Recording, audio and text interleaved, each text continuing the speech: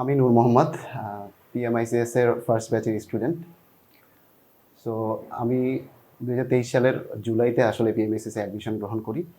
So পিএমআইসিএসটা আসলে cyber সিকিউরিটিটা mainly হচ্ছে আমার একটা গোল ছিল যে আমি আসলে গ্রাজুয়েশন করেছি 2012 সালে এবং আমার almost 10 years experience on job.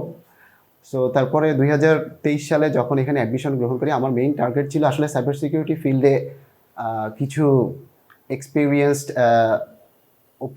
Experience site নেওয়া, যে আসলে যাতে সাইবার সিকিউরিটিতে কারেন্টলি যে সিচুয়েশন, এই সিচুয়েশনে আমরা যাতে যে হিকআপটা আছে এই হিকআপটা যাতে খুব ভালোভাবে মিট আপ করতে পারি এবং আমাদের কর্পোরেট ওয়ার্ল্ডেও যাতে এই রিলেটেড এক্সপার্টাইজের অনেক অভাব আছে এবং নিজের ক্যারিয়ারের ফোকাসটা বাড়ানোর জন্য আসলে সাইবার সিকিউরিটিতে আসলে অ্যাডমিশন নেয়া। সো এইখানে যখন অ্যাডমিশন নিলাম তখন আসলে আমি বিভিন্ন অ্যাসপেক্ট থেকে যদি বলতে চাই যে আসলে যারা junior, mid age, experienced age, আমি আমাকে মিড এইজ ধরতে পারি। আর আমাদের সাথে আরও যারা ছিলেন তাদের আরও বেশি বছরের এক্সপিরিয়েন্স ছিল। সো আমি আমার পার্সপেক্টিভ থেকে যদি বলতে চাই যে স্যার কেন পিটারসনের আসলে একটা রবিনসনের একটা উক্তি আছে বা একটা স্টোরি আছে যে আসলে ডেড ভ্যালি, আমেরিকার একটা জায়গা ছিল, এটা হচ্ছে একটা ডেড ভ্যালি নামে পরিচিত ছিল। ওইখানে হয় কি, ওইখানে কখনো আসলে বৃষ্টিপাত হইতো না। সো বৃষ্টিপাত না হওয়ার কারণে ওইখানে দেখা যেত যে আসলে কোনো ফসল হইতো না, কিছু হইতো না।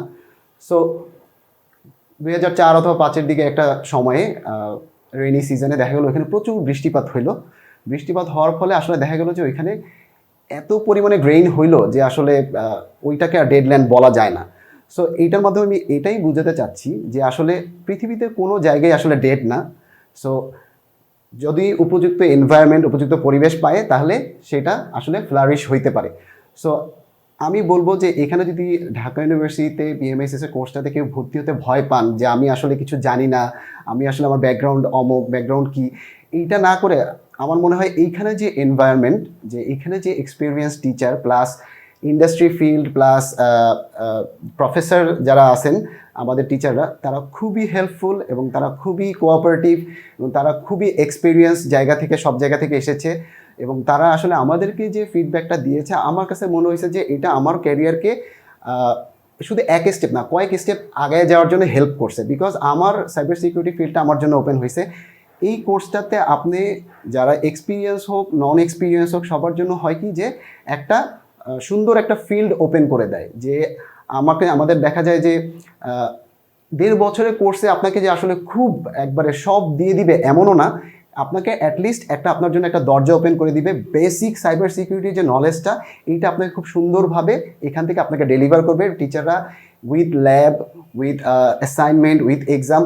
খুবই সুন্দর একটা পরিবেশ, খুবই সুন্দর একটা মানে গাইডলাইন এবং আমরা যে কারিকুলামে পড়ছি ওই কারিকুলাম থেকে আরও এটাকে ফার্নিশ করে, পলিশ করে আরও উন্নত করা হয়েছে। সো আর যদি বলি যে কারো যদি ইচ্ছা থাকে যে হ্যাঁ রিসার্চ ফিল্ডে, এখানে যারা প্রফেসররা আছেন তাদের খুব ভালো প্রোফাইল এবং তাদের IEEE এবং বিভিন্ন জায়গায় তাদের খুব ভালো পরিচিতি আছে রিসার্চের জন্য। সো রিসার্চ ফিল্ডেও এইখানে যারা কাজ করতে চান সাইবার সিকিউরিটিতে, তারাও এখানে তাদের টাইমটা দিতে পারেন এবং আমার মনে হয় যে টিচাররা খুবই হেল্পফুল এবং he can help you in many aspects to achieve your goal in research or any professional field. So আমার মনে হয় it is a good choice.